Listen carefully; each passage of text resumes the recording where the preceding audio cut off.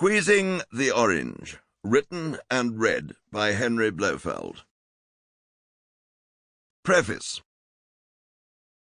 I find the older I get, the more time I spend thinking back to my early life, which I suppose turned me into the person I have become.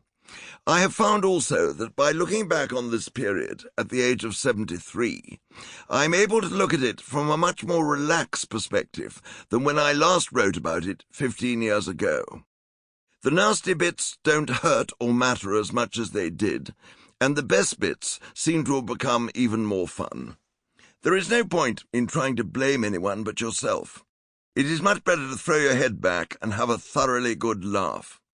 As a result, maybe, I find my first 30-odd years much more interesting than the rest of it, when effectively the die has been cast. My early upbringing, strange by today's standards, my traditional education, which, after a homesick start, I enjoyed hugely, a nasty accident, Cambridge, the city, and then my two extraordinary lucky starts in both journalism and broadcasting have all left their mark. I have therefore written at some length about my early life and tried to bring alive some of the more remarkable characters who had an influence on me as I started out.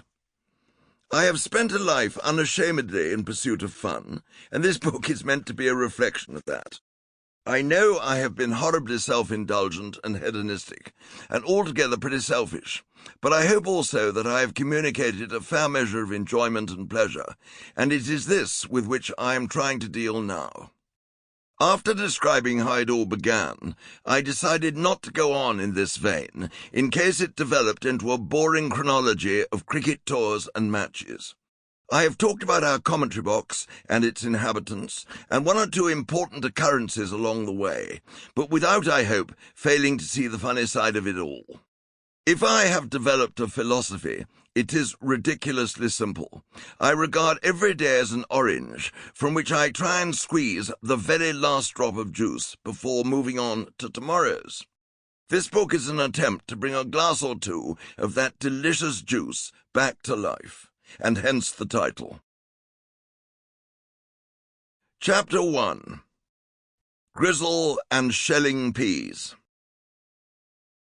According to my mother, who had drawn the short straw at the font when she was christened Grizzle, my birth was less eventful than my conception. Grizzle did not muck around. She was always earthy and to the point.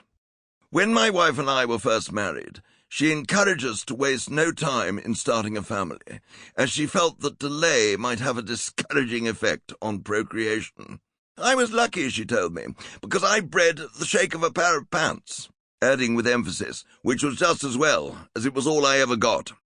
That, I hope, was not entirely fair on Tom, my father, who may not have been one of Casanova's strongest competitors, but I am sure he had his moments.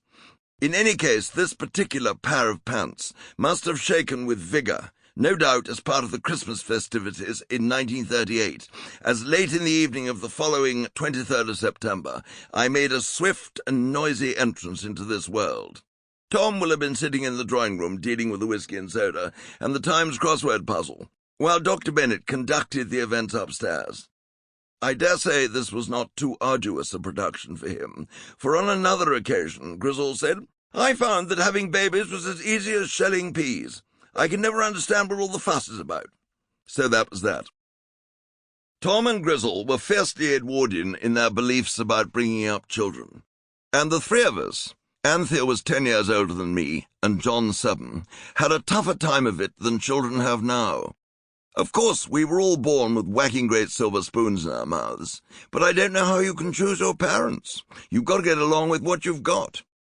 I'm sure Anthea and John had a stricter start to life than I did. In the 30s, nannies and nursery maids abounded, and Tom and Grizzle will have been even more remote figures for the other two than they were for me. I probably had an easier time of it, because during the war, Nanny had to go back home to Heacham in West Norfolk to look after her sick mother.